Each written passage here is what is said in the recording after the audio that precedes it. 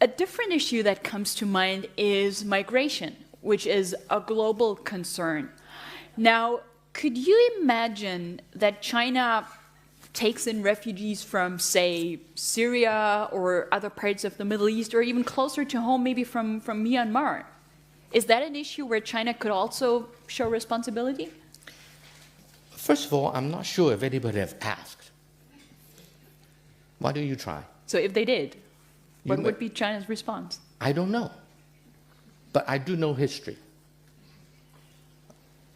1,000 years ago, there were tens of thousands of Jews, at that time refugees. Where did they end up? Nobody took them. China did. 500 years ago, there were 300,000 Arabs in southern China. What did China do to them? Welcome them. In fact, sorry to mention this, but in Second World War, when the Jews were persecuted in this country, the Brits did not take them. They traveled all the way to Hong Kong. They met a British colony, don't accept them. They went to Shanghai, China took them. The first place that somebody will take the Jewish refugee was China. So that's an historical example, and that's much appreciated. But let's talk about the present.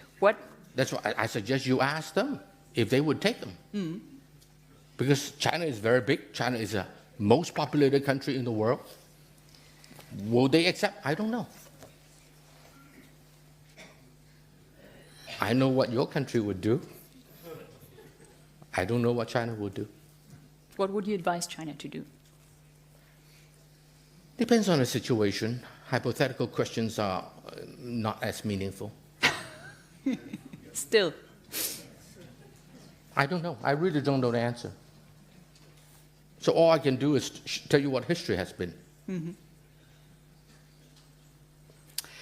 The title of these discussions is The World in Disorder or World Order Under Pressure.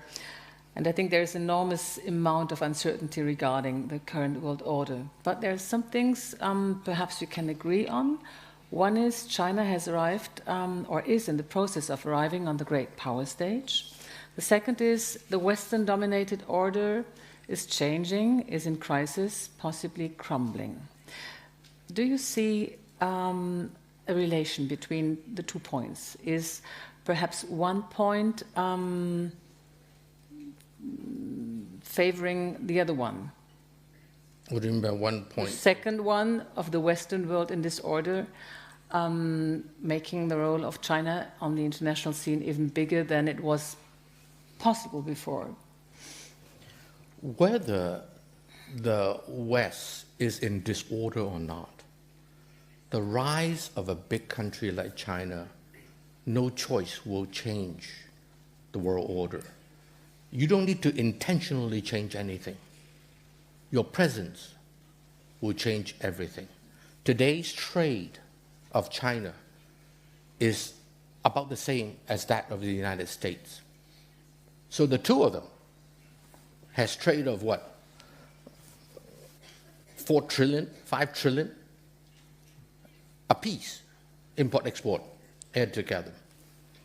And so, you know, when you are that big, you will change the world whether you like it or not.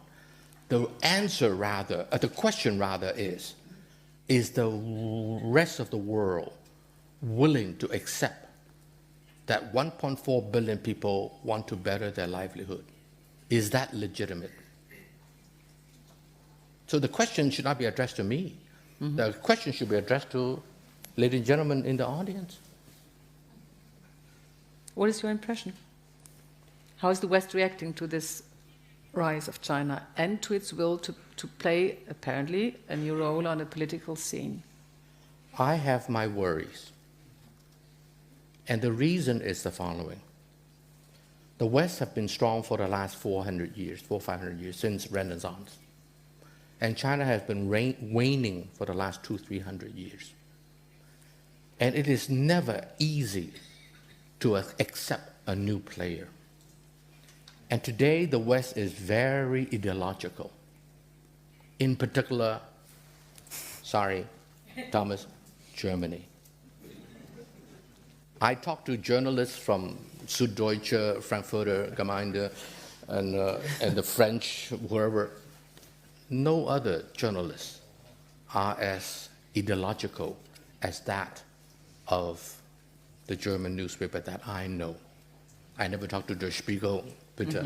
Maybe you're better. No, we're not at all. But whatever it is, you know, let me tell you this. I'll answer it this way. I was in Frankfurt. I was in Hamburg one time, and Angela Merkel was speaking, and 4 or 5 times in her speech, she said, "Shared value." Shared value. Helmut Schmidt was sitting on stage with her. I was sitting in the first few rows. I raised my hand to ask a question when it's Q&A time. Of course, they would not pick a Chinaman.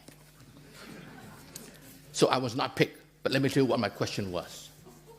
And I told Helmut Schmidt later. I said, my question was, Chancellor Merkel, you keep using the word shared value. I live in China. Am I supposed to share your value?